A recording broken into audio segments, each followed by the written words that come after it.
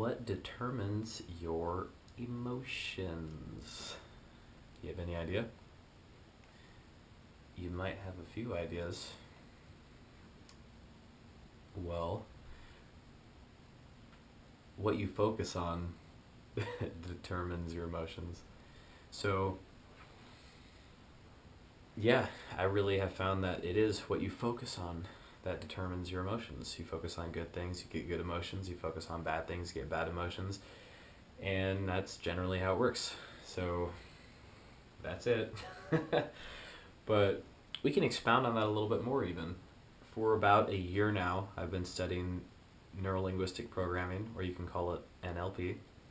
And it's, I would say, 1,000 times more effective, at least, than the typical psychological and psychiatric methods of dealing with things.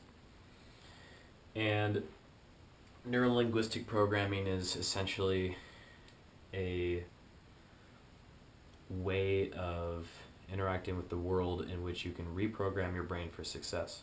That's what it is, I would say. NLP is success programming. And it's really interesting because it gives insights into the nature of how our brain works and how the mind works. And if you understand how the mind works, then you can pretty much turn it into what you want and get what you want out of life. And it's very important, very useful, very practical, because a lot of people simply don't take control over their own resources and produce amazing results with their lives. And this can actually allow you to do that. I use NLP every day a lot, actually, and it's the study of language and how language affects the brain and the mind. They're not the same thing. The mind is the non-material correlate of the brain. So the things that are in your mind do not exist in the physical world. They exist in the mental world, although the brain exists in the physical world, not the mental world. And as far as we know it, it seems as though the brain produces the mind. And so the physical produces the non-physical, if you want to put it that way.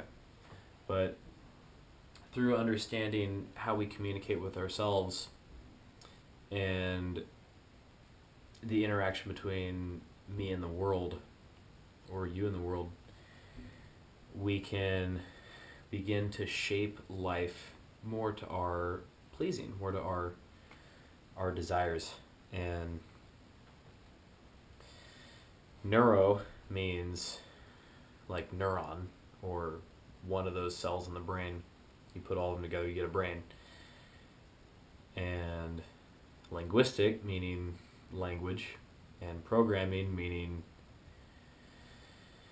I think you know what that means. So neurolinguistic programming, it's simply how to rewire your brain so that you can achieve more success, because then it's easier to work with a brain that wants to work with you. You simply have to teach the brain how to work with you if you want to work with it in ways. And so, yeah, taking control over the resources and understanding the choices that you have is so crucial if you want to achieve a lot of things that most people will not achieve in their lives.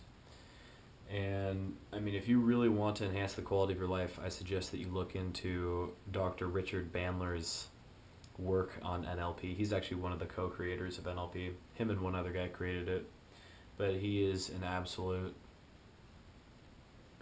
he is an absolutely fantastic person. I've been watching some of his videos, and his work is awe-inspiring, and he's able to do things that psychologists and psychiatrists simply can't do. Over 10 years, a psychologist, a whole bunch of famous psychologists and psychiatrists attempt to work on a client for 10 years and they fail. Well, he comes in and he fixes the client within 10 minutes.